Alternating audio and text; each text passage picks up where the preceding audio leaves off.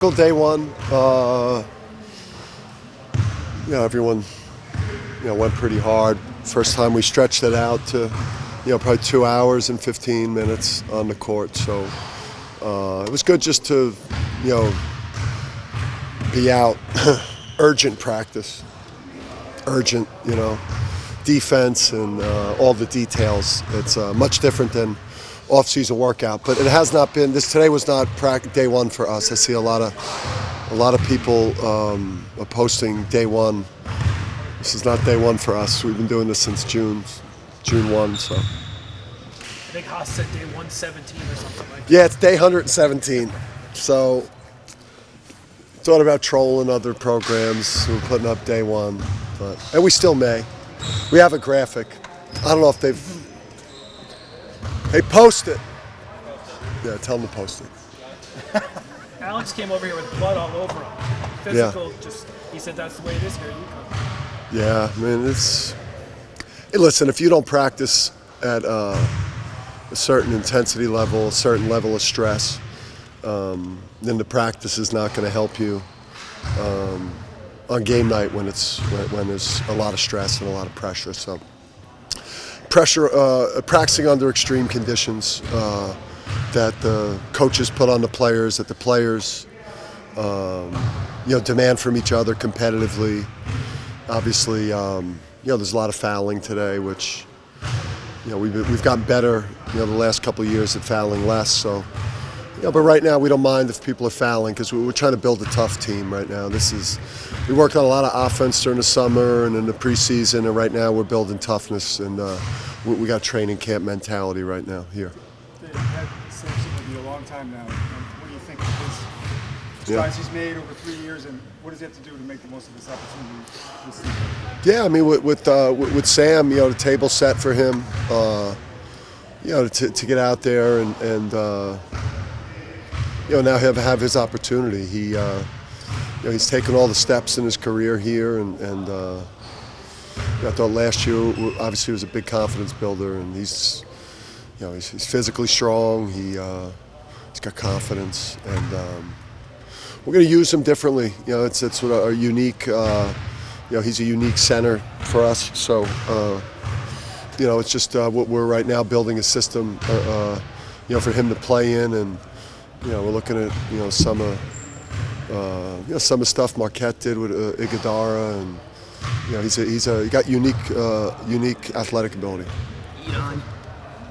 On day 117, Dan. I mean, what have you seen from Hassan Diarra, and has he changed at all since last year, or is he like just the same guy, new role? Well, I mean, I told them all today that they were horrible, so including Haas. But he's another one that the first championship, the 23 championship team. By the end of he had an impact on that team, but by the end of the year, his role was not what it was in the middle of the year, beginning of the year, and he didn't go in the portal. He stayed and he fought. He made himself an integral part of last year's team, and now this year he's going to make himself an even more important member of whatever this team accomplishes. So. He knows what it's all about. How do you think you've had success with transfers? I mean, it seems like you've got guys who come right in and contribute, and that's not always the case. Yeah, we're selective. Obviously, we take our time. I think we do a good evaluation. Because we don't tamper. There's other schools that tamper and then go and get that player. Whereas, I mean, we are legitimately waiting for people to go in the portal and then starting recruiting then and then just finding a guy that makes it work with us. So we actually have to kind of wait for people to go in the portal to fit us, as opposed to, what maybe, So I think it even speaks to how sharp I think Kamani and Luke are with bringing the right people to the table, and then I think we do a good job of not bringing in too many of them, and then just bringing in the ones that we know are going to fit certain roles. We don't lie to them either, you know. Both Alex and Haas said really the only way that you've really changed is, if anything, you've just gotten more intense. Is there a threshold for you? Do you worry about Unhealthy rage? Yeah, I don't think so. I don't. I think it's the same. I think maybe I've gone a little bit. Maybe I'm going a little bit harder just because you're just so afraid of complacency. But then that fine line of making people crazy around you. Because it's human nature. The championships we've made it. We've been dominant in the championships. We've gone back to back. Everyone's telling all of us how great we are, nonstop. So it's my job is to bring a reality to the situation, which is like everyone in college is starting over. We've obviously have confidence from winning, but you got to have extreme urgency in this business, and yeah. Dan, last year at this time, if I'm not mistaken, I think one of the concerns was maybe a little bit of a leadership void with Andre had gone and a couple other guys. Is that as much of a concern this year? Or is it? Yeah, it is. It is for me because Donovan was real vocal, and and these guys. I need more out of Alex and Samson, and Hassan was okay with that today, but they should have been they should have been more vocal about some things that were happening that were not good for our prospects this year, and they kind of let me handle it, which, trust me, I'll handle it. But I think Alex and Samson and Hassan in particular taking that ownership role, and because these guys need them, like the new players, need them desperately. You alluded to it.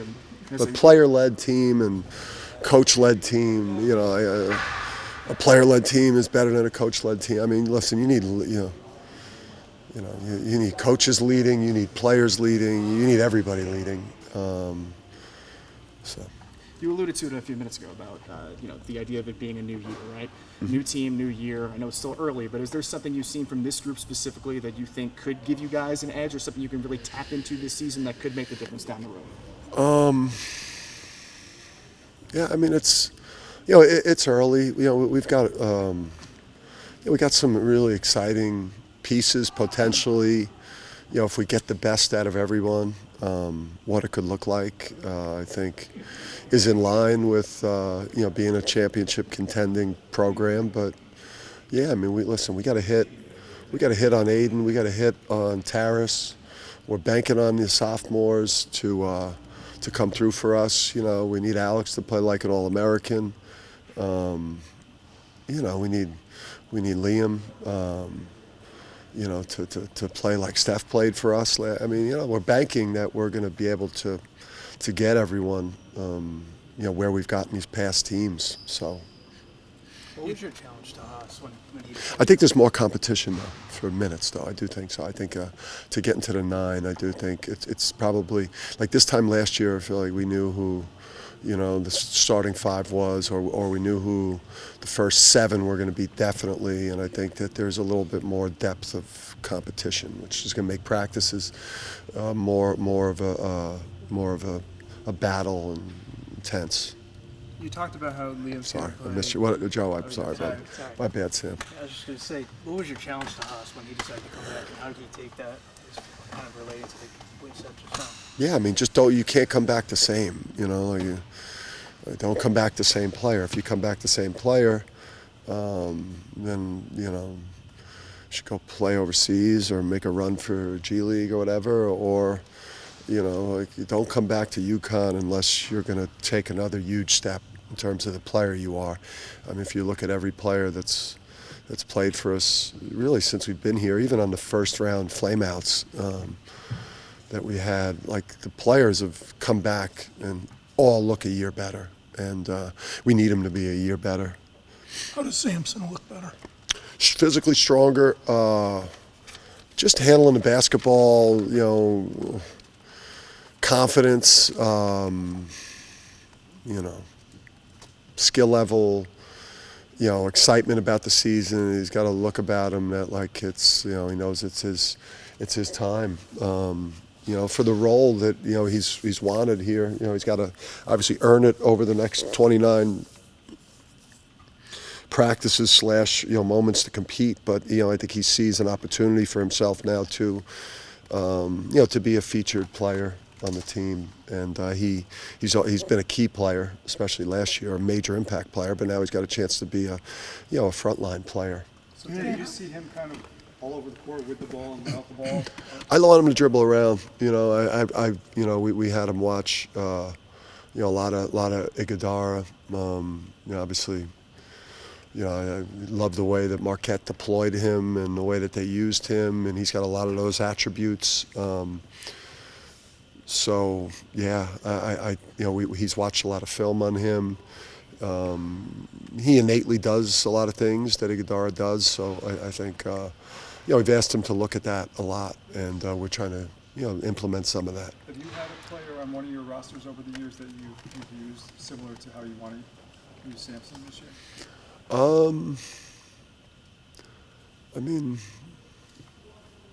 No. No, I think he's unique. I think he is. He's unique, and we'll, we'd like him, get the ball off the backboard, advance the ball, let the guards get down the court. He's, he kind of came into school as like a stretch four without a consistent 3-point shot. So he's had to kind of reshape and reshape himself and develop a different identity. And it's become listen, the game's positionless anyway. But he's obviously he's a major problem for people in the ball screen game. Dunks he had last year, crazy. You've had the new guys for a while. How much are they up to speed? Or in no kind of the UConn way? Yeah, do you include the sophomores in that? I like how Solo looks right now. Solo looks good to me. I think his shooting looks like it's real. He looks like a guy. I think he looks like a guy that's ready to handle a big step up in a big step up in terms of responsibilities and. Liam, listen, defensive end right now, it's a challenge, and just a play in, play out, how important every possession is, and just tightening things up. But this is not he's not overwhelmed by any of this. Like he's built for this. So as far as like the young players, I'm happy with Jay Ross's growth and Jay Stu's growth and I think Ahmad's head is spinning and Zay's head is spinning after today. Today was 2 hours and 15 minutes and it was a lot. How close are you to having the kind of program that we kind of grew up with, where it's like a pipeline and guys are coming, waiting their turn and maybe sitting a year, then playing a little, then playing more like Samson is. How close are you to having that, given all the things that are different here? We do. I've got a different culture here. We, I think we're built. The program is built on like relationships and development and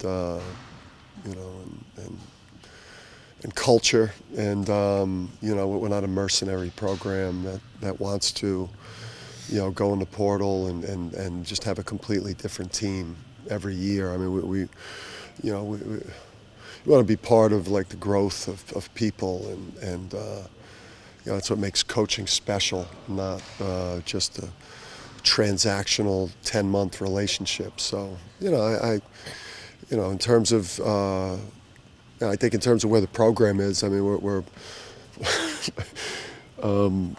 Bobby was yawning. So the program is like, I think going into the year, feeling like you're in contention to compete for all the championships is where you want the program to be. Obviously, we're going to find out if you can win it every year. But when you go into the season feeling like you're bringing back a lot of the same players with high school players and maybe 1 or 2 portals, or some years maybe no portals, and you're competing for championships and winning championships. I think that's it's better for everyone at UConn to be around a program like that, and I think our fans appreciate that, as opposed to the turnover of a roster every year. I imagine Is it a point of pride for you to kind of prove that you can do it that way and not the other way? Yeah. Yes, I would. You must be talking to my therapist or something.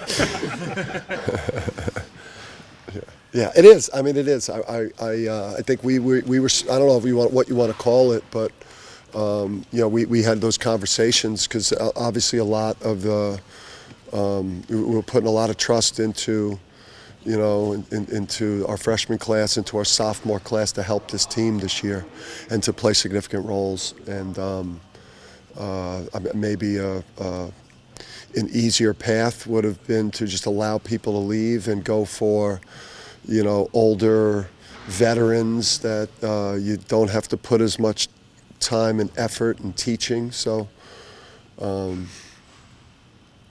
this is more rewarding, but only if you win.